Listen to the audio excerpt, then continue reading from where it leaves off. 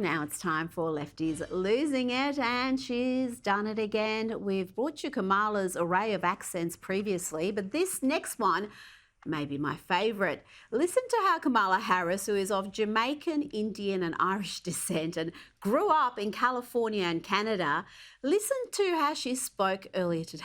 You better thank a union member for the 5-day work week. You better thank a union member for sick leave. You better thank a union member for paid leave. You better thank a union member for vacation time. Oh, how many accents are we going to hear from her in this campaign? Well, we got 2 in just a few hours today. Let's hear her. Let's hear how she spoke in Pittsburgh and then Boston. See if you can detect the subtle difference.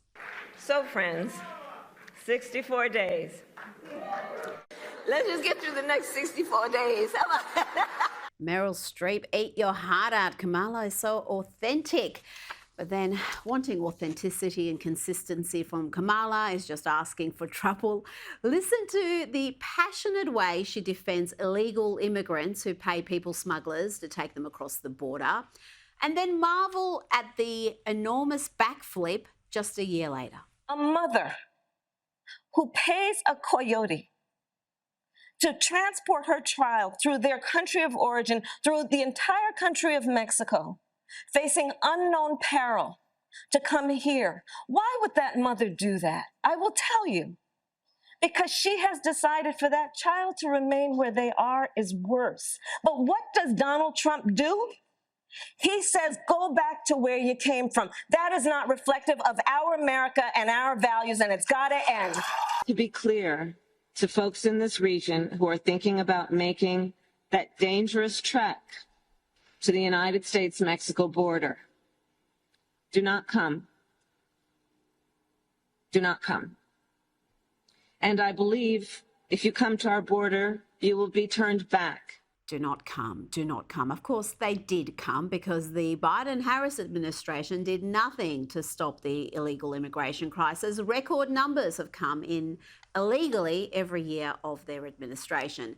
And remember Kamala and Joe telling us the anti-Israeli protesters had a point? This is the type of miscreant they are empowering. This woman in New York City today waving a Hamas flag on the day an American citizen horrifically injured, taken hostage and then executed by Hamas was buried. Just gross. And the dim-witted sheep were marching in big numbers in New York City, chanting that Palestinians should resist colonialism by any means necessary. I guess that includes rape, torture and murder.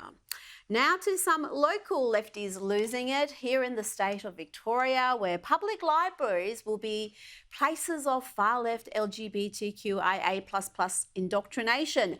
Not only will children have drag queen story time, but staff have been told not to use gendered language like boys and girls, and kids as young as 5 will be asked their pronouns. Children as young as 5 will be asked if they identify as she, he or they as part of a new program being rolled out across public libraries in Victoria. Library staff are being told to ask what their preferred pronouns are for children, avoid gendered language and offer pronoun badges, pins or lanyards for any visitors. As part of the Rainbow Toolkit, Victorian libraries will also add books on gender diversity and promote drag queen storytime events. Let's have an antidote to all that lefty lunacy with this sobering warning on censorship and the assault against free speech. Here is Constantine Kisson talking with former Australian Deputy Prime Minister John Anderson about the crackdown on so-called hate speech. And note, this conversation happened before the UK's latest bout of insanity, where people are being arrested for sharing memes and robust ideas about mass migration. In Russia last year, 400 people were arrested for things that they said on social media. 400 people in Russia. Obviously, this country is very different. How many people do you think were arrested in Britain for things they said on social media last year? Go on. Take a guess. I have no idea. 3,300. Really? Arrested for what they'd said on social media? Yeah. What sort of things get you arrested? Well, one example I give in my show is there was a young woman from Liverpool called Chelsea Russell. People can look this up. Her friend was killed in a car crash, a 19-year-old woman, and she posted the lyrics of his favorite song on her Instagram.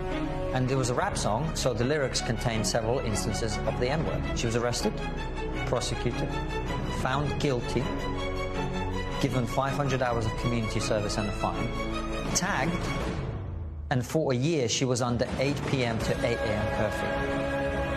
Oh, good. In Britain. In Britain. In 2018.